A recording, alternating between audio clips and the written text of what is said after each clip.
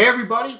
Welcome to another episode of No Way Jose, starring the Boston Mass himself, all the way from the great state of Massachusetts. Please welcome Jose Raymond. What's up, Jose? What's up, Ron? How we doing? Doing great. We're a couple weeks out from the Arnold, a few weeks out from the Olympia. Things are heating up. And I kind of forgot about Derek Lunsford. You just showed me a picture. We're going to show that to everybody. Derek's looking pretty good right now, isn't he? Derek looks ridiculous. Ridiculous. But he's probably 240.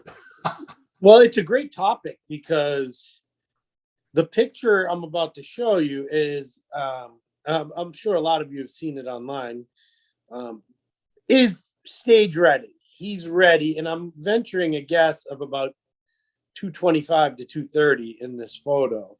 Can't get any better than this. Certainly losing 15 to 20 pounds is not going to make him any better. So it's an interesting topic because he should just be doing the open. Like this photo, I'm sorry, but I think, maybe not every pose, but I think he could beat Hunter. I think he could beat Ian. I think he could beat Nathan. I think the only people that could seriously beat him at this moment, I would say, would be in the realm of Rami, Hadi, maybe Brandon, maybe Bonac. He's a lot prettier than Bonac. They're around the same height. Dude, this shot right here could go with anyone. Damn. I know it's crazy magic lighting. I know it's, but that is near perfection. There is not a better back double by in bodybuilding. Look at that's complete. That's thick. That's round. That's crazy. That's ultra detailed.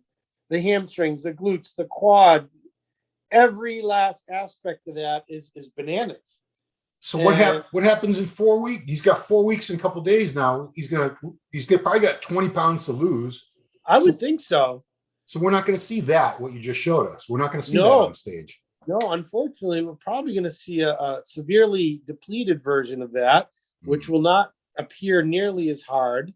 I was talking to Chris about this the other day, and it's like back when we were doing it for a few years, weigh-ins were Wednesday night, and we wouldn't hit the stage till Saturday morning.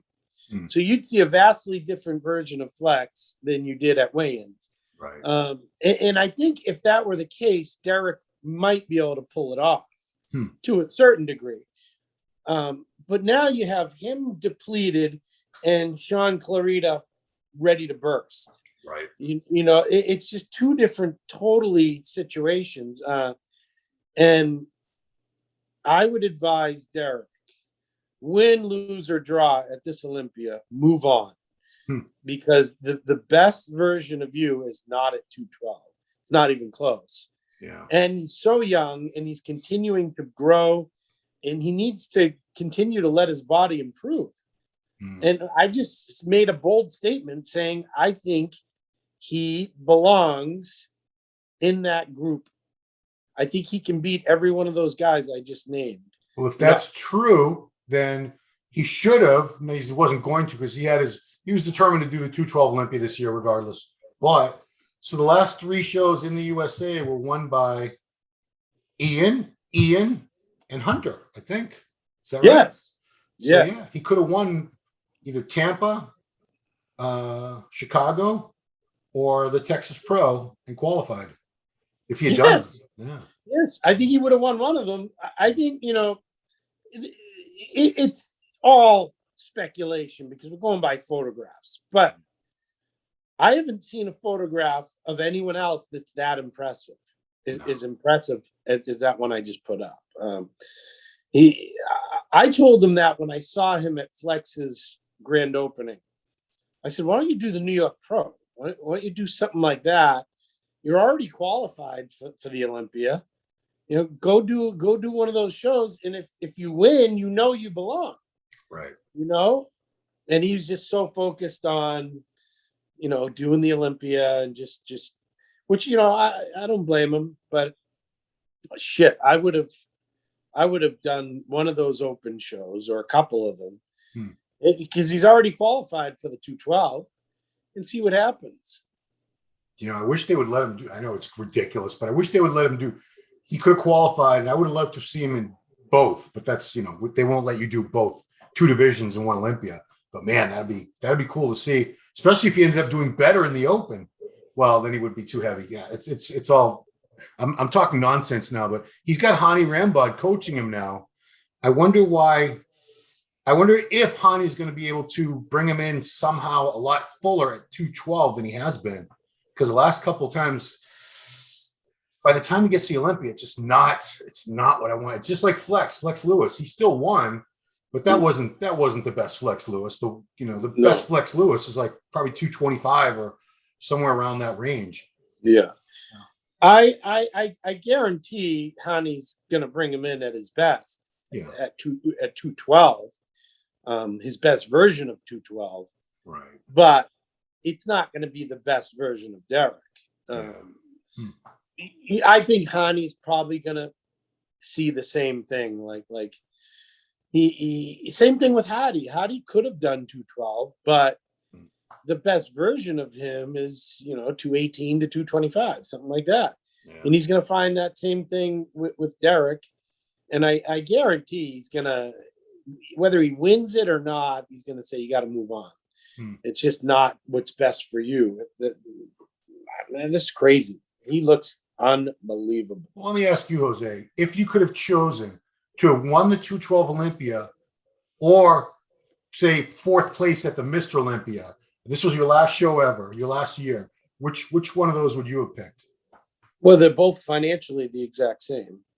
So, no, I probably would have wanted to win the 212 because of what came with it. You are the world champion, and you can look what Flex was able to do with his career, his brand, he was able to parlay that into so much more than say who's been 4th place. It just would have been. It's better for your branding, your marketing to be 7-time world champion, Olympia champion, than it is 4th place. Yeah, I just don't know if the 212-pound Derek can beat Clarita, can beat Kamal. Maybe he can. We'll see what he looks like, but knowing that I'm sure he's well over 212 in that picture. He's well over. Oh God, yeah. So, and he's like you said, he looks like he's ready right now. Drop his water, and he could get on stage tomorrow. He's still got over 4 weeks from this point we're talking to. He's got to keep coming down, unfortunately. I've seen a few other pictures of him just standing there like this, and his shoulder is like a bowling ball, and he's just massive and detailed, and there's a lot going on there, and he can still hit that crazy front double, crazy lap. Every shot is just ridiculous. Yeah, this is exciting. I can't wait to see what happens in the next few years. He's still, I think he's only 27, 28, probably 28 now. Maybe he's late 20s. He's nowhere near. Definitely not 30. He's not 30. I know he's not 30. Yeah. He's still in his 20s. I want to say 27, 28, something like that.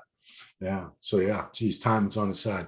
All right. Well, this is an awkward transition, but the main topic today, it comes up all the time. People ask me, people ask you, people are always talking about, at some point in every bodybuilder's career, life, whatever, they have to make a decision. Am I going to remain drug-free? Because everyone starts out, pops out of their mama's coochie drug-free. At some point, no one's born on steroids, contrary to what people think. You're going to have to decide, am I going to go to the dark side? Am I going to use chemicals, or am I not going to do that? Am I going to stay natural or go on juice? And there's a lot of things to consider. So I know it was a decision you had to make at one point in your life. I made. Everyone that uses had to make it, and everyone that's stayed natural had to make that decision that they were going to stay natural. So where to begin? First of all, there is a risk. There's always a risk, health-wise, legally. There's always some small level of risk with any kind of performance-enhancing drugs. How do you decide personally as as anybody out there, is it worth it for me, or is this not worth it?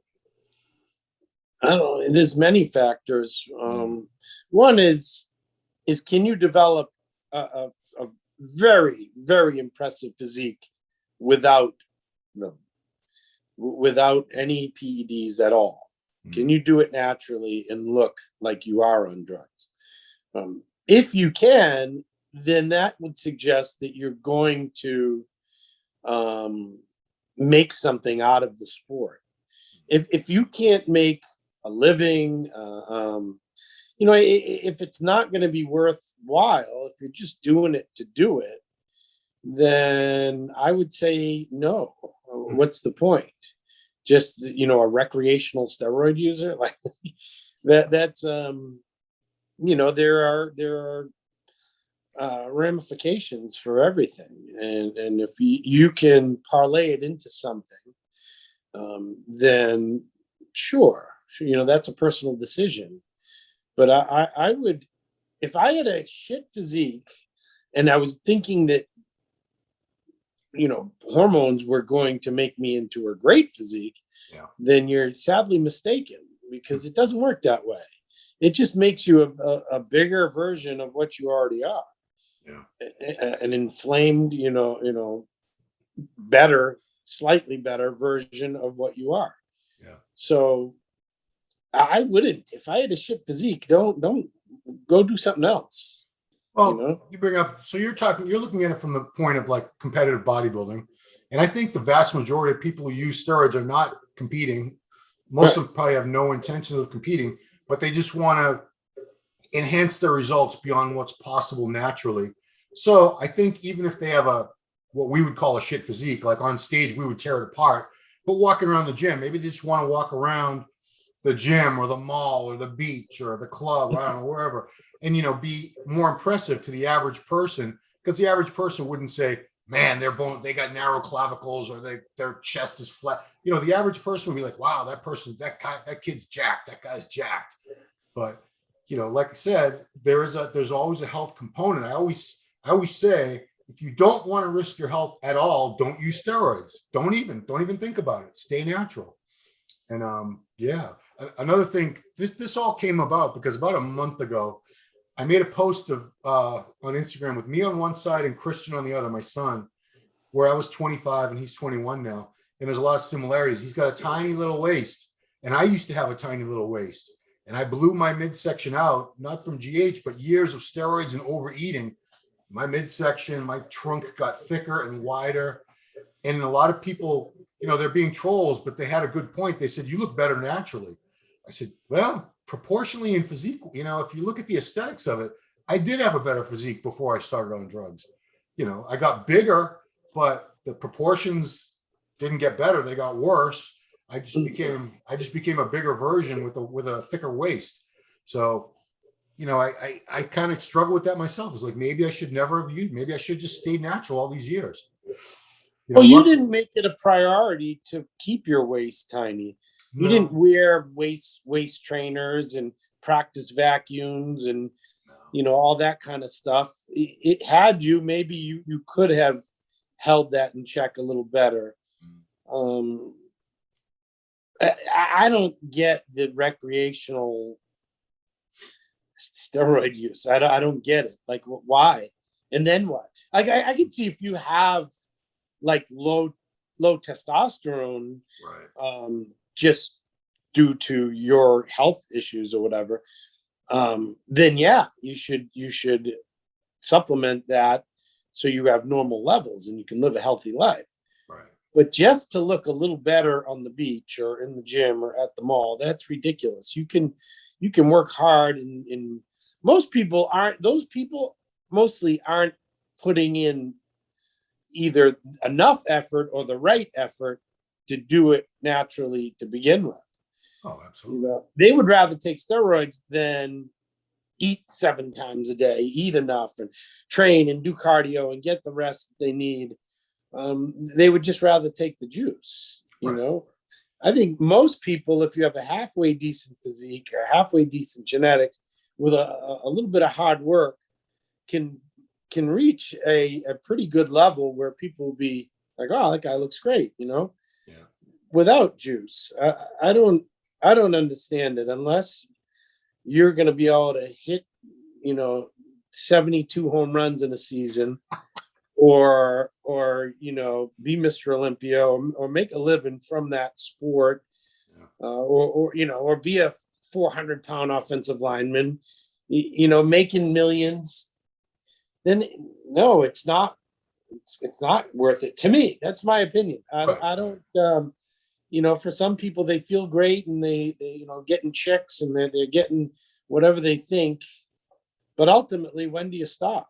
Well, that becomes an addiction. Oh, I look so great. When do you stop? And then do you go back to just training and nutrition without it?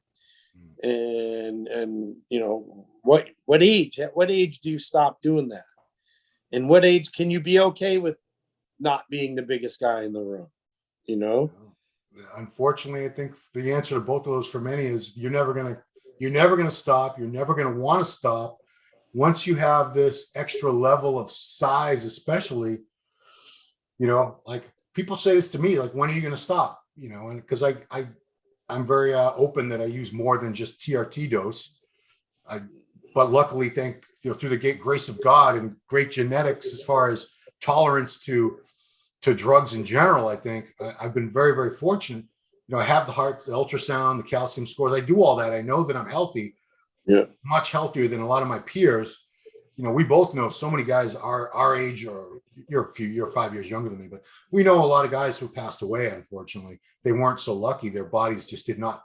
Their kidneys, their heart, these things, they damaged them and they didn't make it. But I think I can understand these people a lot better than you can, because I think, I can't understand the young kids who are just impatient and they just want it right now. Like from day one in the gym, they're looking for a deal or they're looking for a source when they just started training like last week. That to me is ridiculous. But I do understand the people that, even though they're never going to have any special physique, they're never going to make any waves in bodybuilding or classic or anything like that. They do want to be bigger than what they could naturally. They want to look their best. And if that means chemicals are going to get them there, I get that. I totally get that. But you're right. When do you stop? Because how many people have told you they just want to do one cycle? How many people have told you that over the years? I don't know anyone who has. But a lot of people will say that. They say, I'm just going to try it. I'm going to do one cycle. I'm like, you're not going to do one cycle. Yeah. That's going to be your first cycle, but it's not going to be your last cycle. I guarantee you, because it is an addiction. Once you have that much size that you didn't have before, you're not going to want to lose it. It's once you reach some weight that you always want to get to, 220, 250, whatever it is, and you got this arm size 20, your bench press is 500, whatever. Are you really going to be cool with going backwards after that? I don't think too many people ever could. I am completely okay with not being a monster. Like I'm still between 215 and 220. Yeah. But I don't care that I'm not 240 anymore. I don't care that, I'm not mind-bendingly stupid looking big. I'm perfectly fine with it. I'm 46 years old. I want to be healthy. I want to be in shape, and whatever weight that might be, I don't really care if I'm the biggest guy in the room. There should be 35-year-old, 30-year-old guys bigger than me. That those days are over. You have to be okay with this. I was never the tallest guy in the room, so I had to be okay with that. Now I'm not the biggest guy in the room. I have to be okay with that. There's so many other things I got to focus on. I just want to be in shape, That's a good way to look at it. So, you've been very open that you didn't start till you were like 33, 34 years old? 34 years old. 34. So all those years, you started competing at 19, right? 18, yeah. 18. So all those years, you were around all kinds of guys that were enhanced, and you knew it would have made you a much bigger version of what you were, and you were already damn good. You're already winning, national titles, 2 or 3 of them a year at some points. How did you reconcile with the fact that How did you stay natural all those years when you knew you had great genetics and you would have blown up and you would have been ultimately what you became? How'd you stay clean as long as you did is what I'm asking. Many reasons. I was a bit naive. I thought that I could conquer the world. I thought I could do it without it. And guess what? I was beating every guy I beat at nationals and USAs. They were using shit. They were on drugs, Right. and I wasn't. And I'm like, well, I'm doing it. Why would I need to do anything? These guys are spending thousands of dollars on stuff, and I'm just showing up and whooping them. I didn't need to do anything. Yeah. And back then I also had my brother. My brother and I were known as some of the best natural bodybuilders in the country, if not the world. And that was our goal.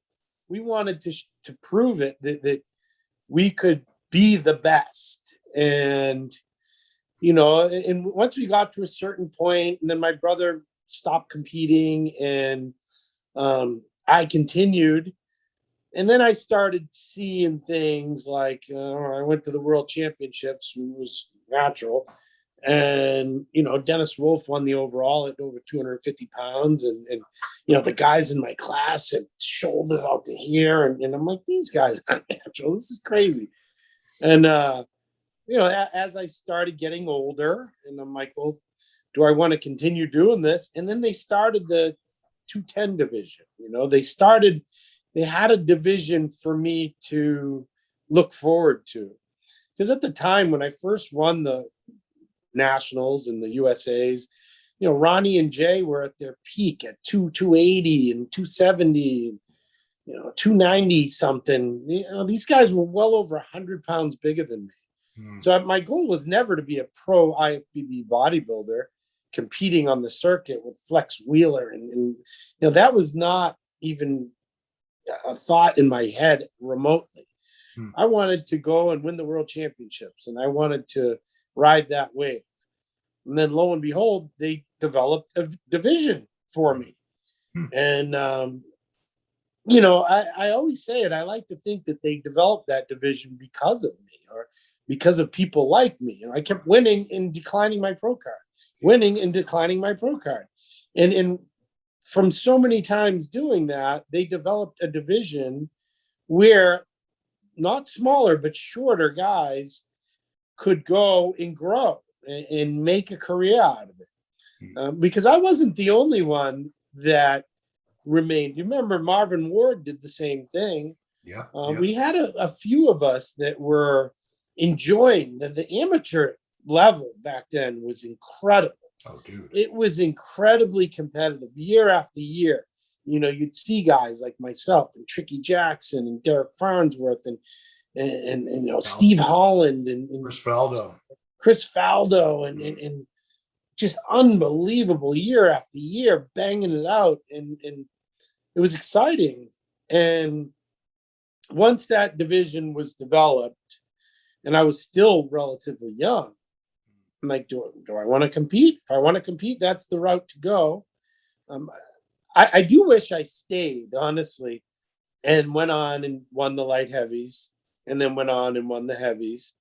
I would have, that would have been something else, going from lightweight, welterweight, middleweight, light heavyweight, because theoretically I would have, because all the guys that won the light heavies back then and the heavies, I would have ended up beating them. Or I did end up beating them. You did end up beating them all eventually. Yeah. So it would have that would have been something. And it was just because they developed a venue, an avenue for me to go, and it was something else, man. I was contracts and photo shoots and guest posings and travel in the world and a career, just like the big guys. I became one of the big guys, and I think I made the right decision as far as my career went. And that was why I didn't want to at first. And as I got older, I mean, you do something long enough, you either stop or you change direction, and that's what I did. And I think a lot of people should do the same. I still had a great 10-year career. You should not out of the gate just start throwing gas on the fire if you don't even know how to get the fire going, you know? I see it too much. And, a lot of these guys that are huge, I hope Nick Walker has a 10-year career, but, he may not. He may burn out and just get exhausted by it all. He might, who knows? We've seen it. We've seen guys like a Trey Brewer. His name was all over the place. And I think he turned pro, but he never did a damn thing. No, he never turned pro. He didn't? No, Trey did. He did. Like I thought he turned pro at some obscure event or something. No, he didn't. He came. I think he was like top 5 at USA or Nationals one year, but that's the closest he came. Yeah, he never panned out. But that's a good example because, that's another thing is the age thing. Yeah, I had a guy named Broderick Chavez on. There's another one. Hold on. We were just talking about him too. Remember Cody Montgomery? Oh yeah, he's still around. Well, sort of. Yeah, but he don't compete. I mean, He was so hardcore, 17, 18, 19, wins the USA's at 20. Yeah. You never heard from him again. Right. It's like they get burnt out. It's craziness. Well, I mean, if we're just talking about large amounts of gear, which I don't know. I don't think he ever did super amounts. No, but I'm saying because he was so young, if you had gone that route when you were much younger, I don't think your career would have lasted anywhere near as long as it did. No way. That's my point. No way. You would have been done by 34 instead of exactly or younger. And that's why a lot of the guys did. Dorian Yates retired at 35. Younger. What's his name? Lee Haney was done by 30. Arnold was done at 28. Yeah. It's a very different story, when you start that young. Right. Yeah, that's well, like I said, I had this argument with he's a coach, Broderick Chavez, Evil GSP is his company. And I said, I was saying, I think people should wait, take a few years, build a natural base. And I don't like to see very young guys on drugs. He's shaking his head at me the whole time. He's like, no, that's when their bodies are fresh and young and they can make the most gains. And we do see that. We see these young kids, like, I hate throwing the names because then people are going to say I'm making examples out of them, but I'm just using because they're young. Nick Walker, young guy. Martin Fitzwater, 24 years old. These guys are enormous. They're, Olympia level size at a very young age. But, are they going to last? How long can you carry that much muscle on your body? Even Cutler got very, very big from a very young age. And his pro career, toward the end, he fizzled out because of injuries and things like that. But I don't know. He is a rare breed where he was emotionally stable and intelligent and very mature at a young age. And, that he is a 1 in a million stories like that. Oh, absolutely. He outlasted most of the guys he came up with. It's there is something to be said, dude, and I do believe that the physical response at a younger age is probably way more a bigger deal, whatever. But the mental aspects of it are also a very equally important part of this. So is it I exploded. I was 34, exploded. Like I put 17, 18 pounds of stage weight in 3 months. And got way harder. Yeah. That's pretty crazy at 34 years old. So I don't know that I believe 100% that you're, it makes sense. Your receptors are fresher or whatever. Yeah. But if you'd never done it before, why would they not be fresh still? True. No, I think everybody that I've ever seen, once they start, they all make dramatic progress because it's like a shock to the system. You got all these hormones and receptors going crazy and satellite cells. But, you make a good point there with, are young guys really mentally, psychologically, emotionally ready? Because these drugs do affect your state of mind. They're not just, we talk about like trend rage and things like that, but they raise your estrogen, they raise your testosterone, they can wreak havoc with your emotions.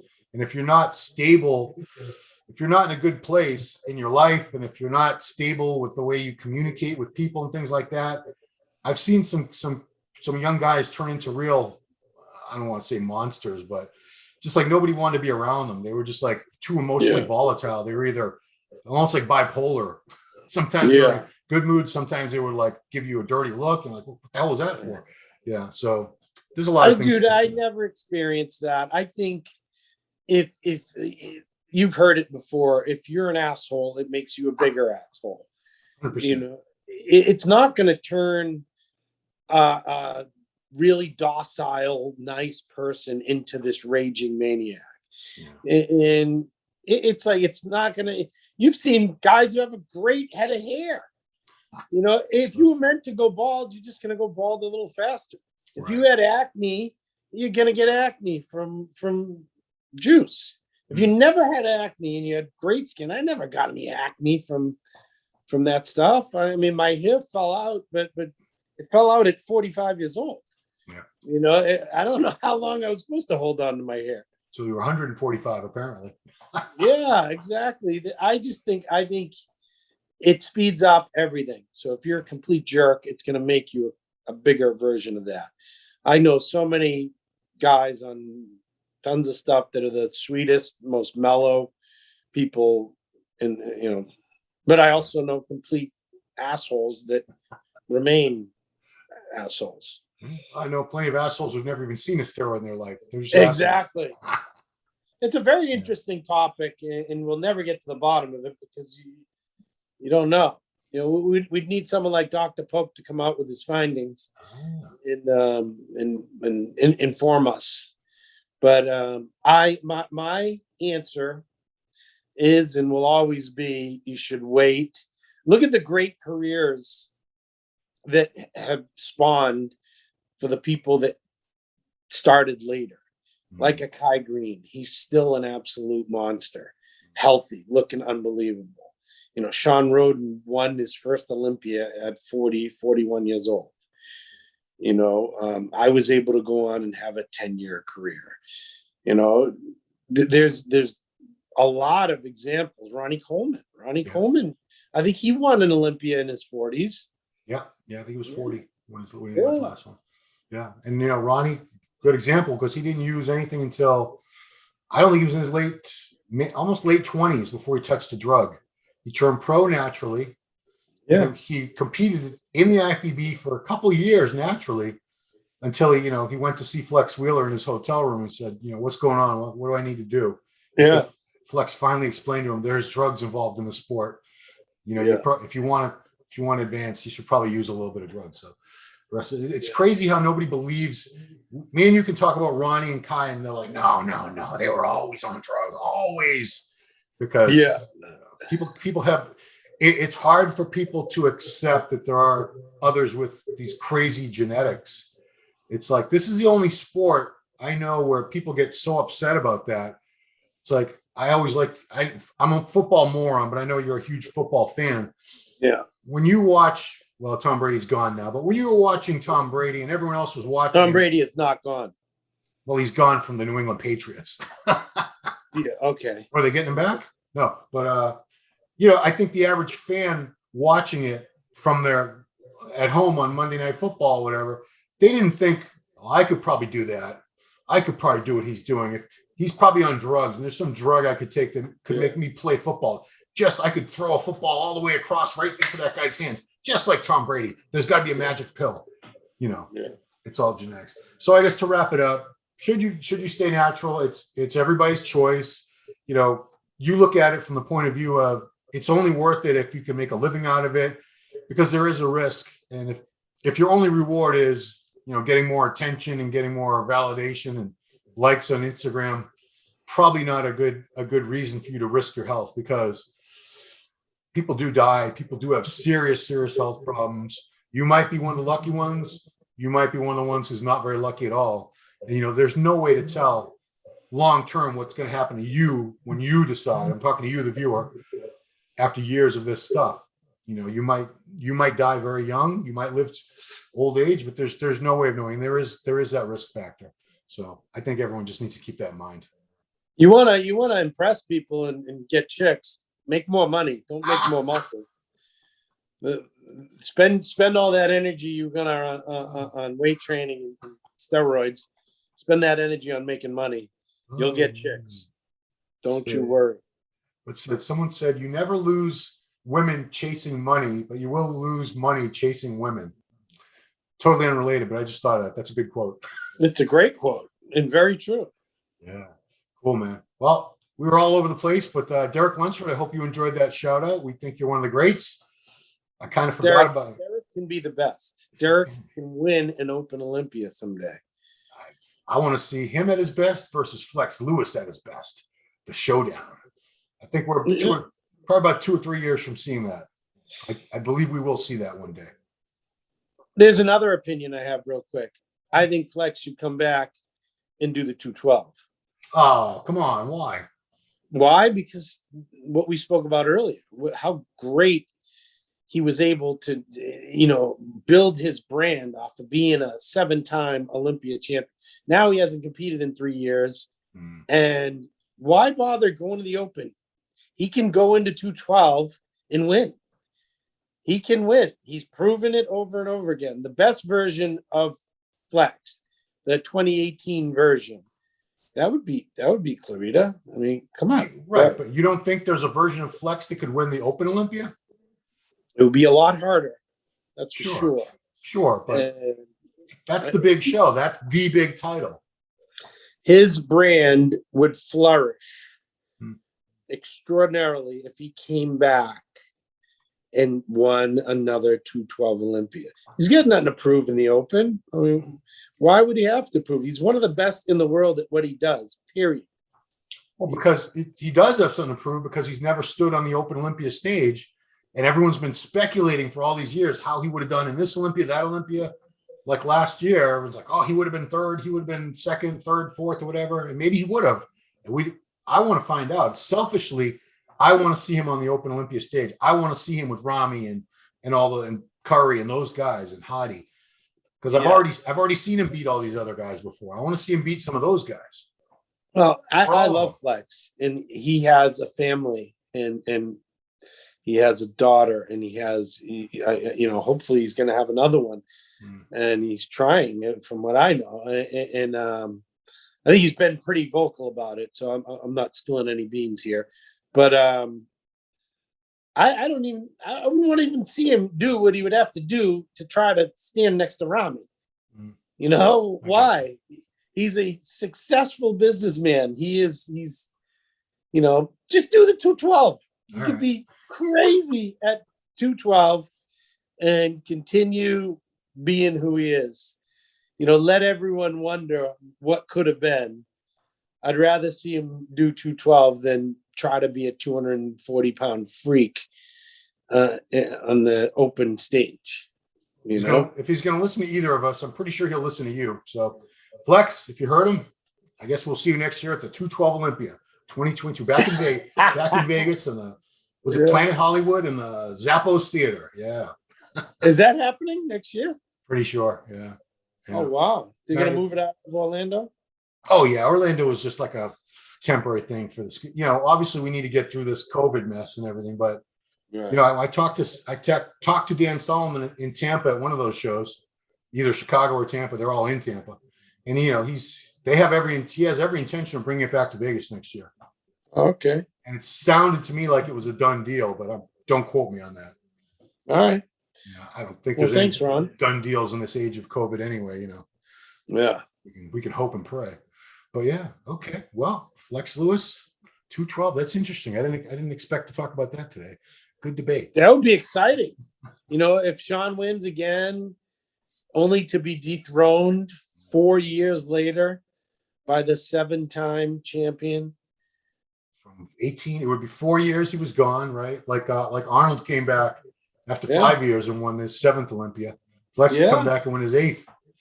Yeah, that would be Okay. awesome. It's actually not a bad storyline now that you Yeah. put it that way. Interesting. Well, we might see it. Who knows? I'm going to try to talk him into it. Well, if it happens, we can all give you credit. It was your idea. All right. I'm sure he never Remember even this. thought of it. Yeah. Cool. All right, guys. I want you all to follow Jose on Instagram, THEE Boston Mass. Go to his website, thebostonmass.com, coaching services, merchandise, and so much more. And of course, there is an excellent channel on this same YouTube, called The Boston Mass.